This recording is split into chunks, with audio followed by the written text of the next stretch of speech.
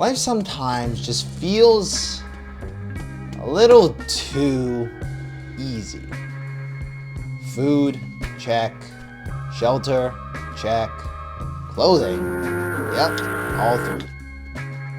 And I can't help but think, what if life was a little harder? This is a reality a lot of men have to imagine, actually. It's our underlying desire for pain. And no, I don't mean it by anything suspicious like that, but rather, it's the pursuit of doing hard things.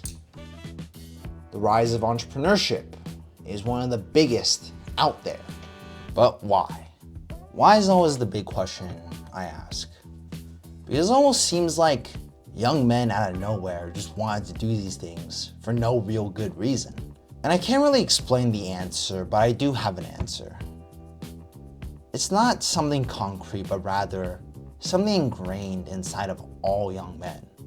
I think all of us wanted to do these things and we were just waiting for someone to tell us to do it. It's the exact same reason why a lot of people, including myself, liked Andrew Tate. All right, I get it. I'm a goofball, right? I liked Andrew Tate. Hurl your insults while you can, all right? But on a more serious note, I can explain why my younger self personally fell for this. He lacked purpose, and someone like Andrew Tate gave him that. The second thing was simply because a lot of us already like this kind of thing. We fell in love with it. So we locked in. We focused on the grind, and almost a little too much at times. Now, I have a very big warning for you. I'm not here to completely tell you how to live, but I do want to give you a very big warning. It's that you don't want to be on either side of the extremes. Because at that point, confirmation bias is way too powerful. And you're almost always gonna defend the side that you're on and completely destroy the other, which looks a little something like this. On the side that you support, you're gonna look at them like they're the savior of mankind that cured cancer and progressed humanity by 3,000 years. While on the other hand, you're gonna look at the other side and see them as the group that sentenced humanity to eternal damnation and is gonna bring hell to earth. So, as someone who's been on both sides of the story, you're gonna see the pros and the cons. A lot of times we cut out the cons in our mind with what we already agree with, but that's not reality.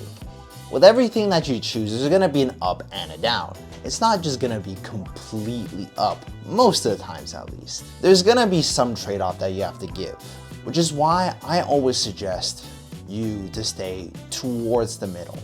Not completely in the middle where you're dead even.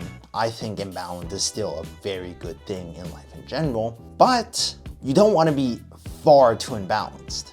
Being extreme at work makes you just a workaholic, and you don't make any memories. You miss out on a lot of the things that make life genuinely enjoyable and meaningful. On the other hand, if you don't work whatsoever, you're basically begging to be homeless at this point. Honestly, I'm not your dad. I'm not here to tell you how you should live life.